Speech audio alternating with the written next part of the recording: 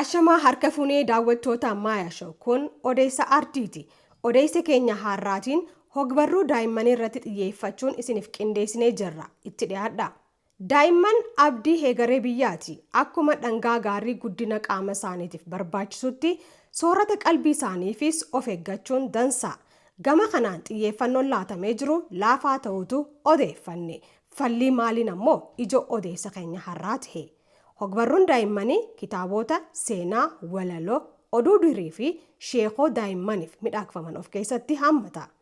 Hogbarruun daa'immaniif qophaa'u bashannansiisuu qofa odoo hin taane guddina sammuu fi dandeettii afaaniif shoora olaanaadha qaba. Seenaaleen hogbarruu daa'immanii keessatti seeneeffataman kalaqa guddisu akkasumattis duudhaa fi safuu hawaasaa akka kabajan taasisa. Addunyaa irratti keessattuu ardii Afrikaa fi biyya keenyatti aadaan afoolaan waa dabarsuu kanneen akka makmaaksa, durdurii, sheekoo, hibboo, geerarsaa fi sirboonni bu'uura barreeffama hogbarruu daa'immanii ta'uun ittiin dhimma bahamaa ture. Yeroo si'aanaas barreessitoonni hedduun afaan garaagaraatiin kitaabotaa fi barreeffama daa'immaniif qopheessaa jiru. Kun ammoo dhaloota aadaa isaa beekuu fi naamusaan masakamee guddate horachuuf gumaacha olaanaadha qaba. Haa ta'u malee rakkoowwan kitaabota gahaa dhabuu, qulqullina hanqachuu fi fedhiin dubbisuu gadaanaa ta'utu mul'ata.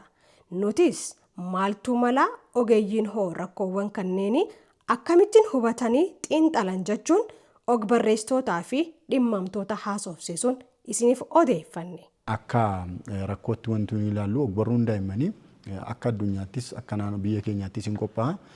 Yeroo hiikamu afaan biraarraa gara afaan keenyaatti illee yeroo hiikamu rakkootu hin jira, rakkoon garaagaraa hin jira jechuudha. Rakkoo hiikaa irratti jechuudha. Qophiin kitaaba keenyaa ogbarruu nuti qopheessaa jirru qophaa'aa jiru tokko umrii san giddu galeessa kan hin godhanne. Maaliif kan waggaa 7 kan waggaa 9 kan waggaa 10 wal makeeti mana barumsaattis keejittis yoo ilaaltu amma umriin isaanii wal taraa jechuudha. Sammuun umriin wal tare kanaa immoo wal qixa hubataa yoo kan jennu ta'e wal qixa hin hubatu. Lammaffaa immoo kitaabni qophaa'u tokko immoo rakkoon jiru maa inni illustireeshinii hin qabu, fakkii hin qabu. Amma daa'ima tokko barsiisuudhaaf haala naannoo isaatirraa kaatee haala naannoo isaa san barreeffamaan itti himurraa fakkiidhaan yoo itti himte daa'imni sun hubannoo guddaa argata jechuudha. Kallattii sadiin ilaaluu dandeenya. Ogbarruu daa'immanii irratti tokkoon akkaataa barreeffamni isaallee lammaffaa itti fayyadama fakkii hiika jechootaa wajjiniin ol qabatee ogbarruun daa'immanii ammaan tana ati gabaa irratti argattu rakkoo mataa isaa danda'e akka qabudha kanatti ilaaltu jechaadha. Akka waldaa barreessitoota Oromiyaatti hubanne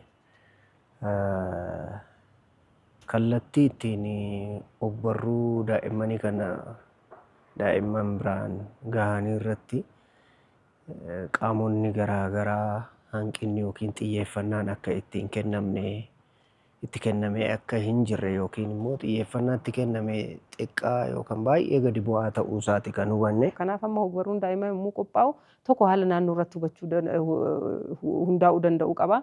Lammaffaa immoo umrii daa'imaa sana irratti hundaa'uu danda'uu qaba. Akkaataa saniin yoo qophaa'e daa'imni sun egereedhaaf waan bal'aa hubachuu dandeessa. Furmaanni dhimma kanaa ispeeshaalii moor daa'imman irratti yeroo fookas gootee hojjettu maatiin gahee guddaa qaba. Manni barumsaa gahee guddaa qaba achi keessatti jechaadha. Isa kanarratti maatiiwwan daa'imman isaanii kitaabota bituu akkasumas immoo kallattii ittiin sooshaal miidiyaa kana karaa moobaayilii, taabileetii akkasuma televezyiinii kanaan wantoota gama saniin darban kanarratti to'annoo barbaachisa jechuudha daa'immanii. Rakkoowwan kanneen maqsuuf hundi keenyaa hoo gahee qabnaa jecha odeessi artii keenya kanarraa kanuma sagantaa Maayaa Show waliin turtii gaarii isiniif haa ta'u.